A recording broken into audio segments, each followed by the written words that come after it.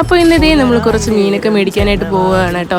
അപ്പോൾ അതേ ഇന്ന് കരിമീനൊക്കെ കിട്ടിയിട്ടുണ്ട്. കരിമീനും കൊഞ്ചും അതുകൂടെ തന്നെ അതേ സൈഡിലോട്ട് നമ്മുടെ കണവ ഇരിപ്പുണ്ടായിരുന്നു. അങ്ങനെ കണവയും മേടിച്ചു. പിന്നെ ഇതേ നമ്മുടെ വേളാപ്പാര ഉണ്ടായിരുന്നു, വേളാപ്പാരയും മേടിച്ചിട്ടുണ്ട്. പിന്നെ കൊഴിയാളയും കൂടി മേടിച്ച് നേരെ വീട്ടിലേക്ക് വന്നു.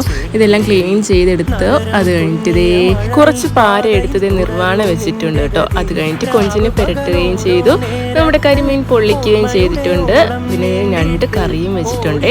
അപ്പോൾ ഇതേ നമ്മുടെ ബാക്കി വന്ന വേളാപ്പാര പുളിയും മുളകും വെച്ച് നല്ല കുടംപുളിയൊക്കെ ഇട്ട് വെച്ച മീനായിരുന്നു കേട്ടോ. പിന്നെ ഇതേ നമ്മുടെ മാമ്പഴ പുളിശ്ശേരിയും ഉണ്ട്. കൂട്ടത്തിൽ വേളാപ്പാര നമ്മൾ ഫ്രൈയും ചെയ്തിട്ടുണ്ട്.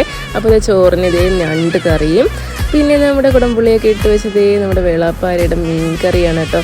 അതും കൂടി വെച്ച് ആ കുറച്ച് കറിയും കൂടി ഇങ്ങനെ ഒഴിച്ച് കൊടുത്തിട്ട് നമ്മുടെ നല്ല പഴുത്ത മാമ്പഴത്തിൻ്റെ പുളിശ്ശേരിയാണ് കേട്ടോ. അതും കൂടി ഇങ്ങനെ ചോറിൻ്റെ വീട്ടിൽ ഒഴിച്ച് കൊടുക്കുന്നുണ്ട്. അപ്പോൾ ഇന്നത്തെ ഊണിൻ്റെ വിഭവങ്ങൾ